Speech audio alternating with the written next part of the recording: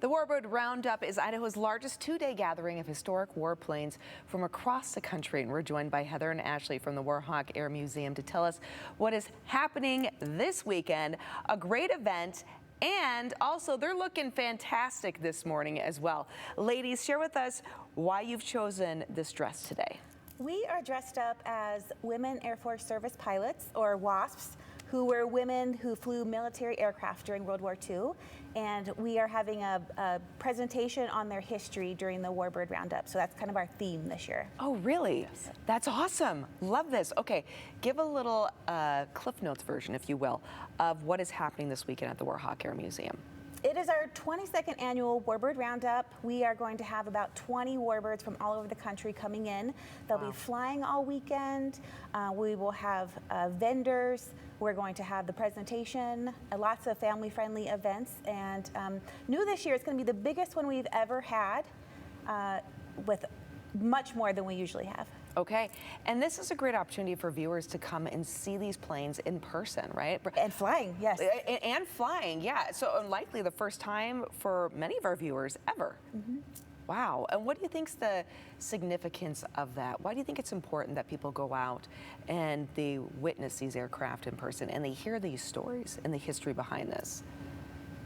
What's really cool is that we are keeping history alive. Yes. Our generation has mostly seen World War II as something that happened a long time ago, but even at our monthly gathering of veterans at the Warhawk Air Museum at Kilroy Coffee Klatch, we have World War II vets who are still coming and attending. Wow. And so we're still keeping all these planes flying. We have mechanics who understand, the importance of making sure they're all safe and ready to go.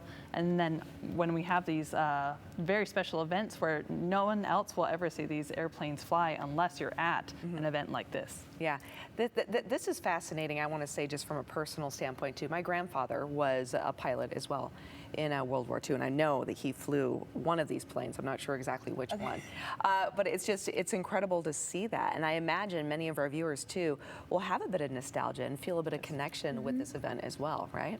Yeah, this is the closest you're ever going to get to hearing what they heard and smelling the exhaust of the airplanes, and this is as close as we're ever going to get to it. Yes. Yeah. This is what they experienced. Yeah. A little bit like stepping back in time. Yeah. Oh, completely. I love that. And especially you're dressing like this, right?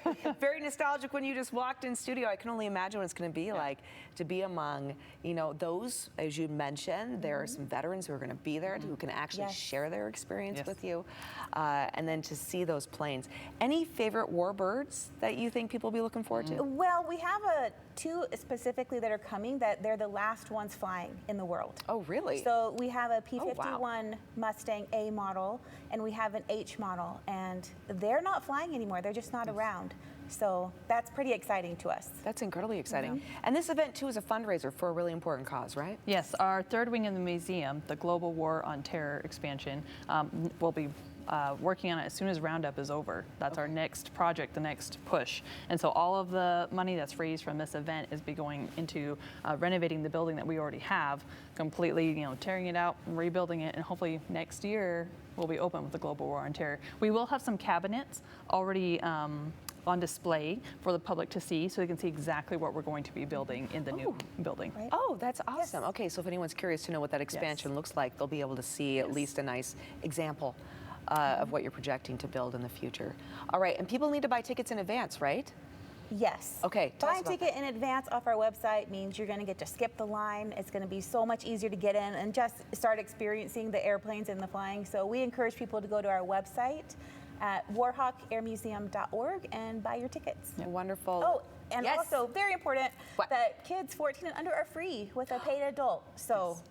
Excellent. That is very important. Yes, families will appreciate that very much. So 14 under free, bring the entire family. Go out, and you never know, you might actually get to experience part of your family's lineage and what they kind of went through during World War II. Ladies, thank you. Really appreciate you coming on. Thank you for having us. Yes. Yeah, and bringing this experience to our community. Really great. All right, everyone, stick around. More to come here on Idaho Today right after the break.